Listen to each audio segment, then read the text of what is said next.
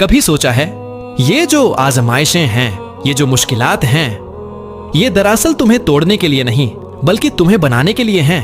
हर अंधेरी रात के बाद एक रोशन सुबह तुम्हारा इंतजार कर रही होती है। हर आंसू जो तुमने चुपके से बहाया वो अल्लाह की बारगाह में गवाही देता है। और रब कहता है, मेरे बंदे तू एक कदम बढ़ा, मैं तुझे थामने के लिए दौड़ कर आऊंगा। कभी अपने रब की रहमत से मायूस ना होना, क्योंकि वो तुम्हारी शह रग से भी ज्यादा करीब है। जो नसीब में लिखा है वो तुम्हें जरूर मिलेगा। न देर होगी न जल्दी, सब कुछ अपने वक्त पर।